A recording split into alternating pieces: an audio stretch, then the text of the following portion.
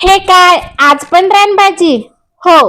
कोणती ते पण सांगते, पण त्याआधी खरं तर आमची पण जाण्याची खूप इच्छा होती, पण पावसाचं वातावरण झाल्यामुळे आम्ही घरीच थांबलो. आता आहे ना, आहो आणि अजित हे दोघच गेले होते रानात भाज्या आणायला. दुपारी झोपेतून उठून हर्षूचा असा काही खेळ चालू होता. तितक्यात बाबा आले म्हटल्यावरती हर्षू पळतच बाहेर.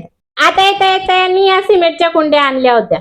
कुंड्या तर छान होत्या, पण बघू यात कोणती कोणती झाडे लावायची. दोघही पावसात खूप भिजून आल्यामुळे लगेचच चहा बनवायला घेतला.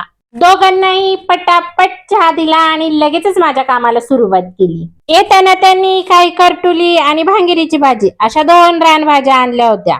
आता माझं झालं होतं ही भाजी बनवू का ही भाजी बनवू. फायनली माझं ठरलं होतं भांगिरीची भाजी बनवायची, म्हणजे ही.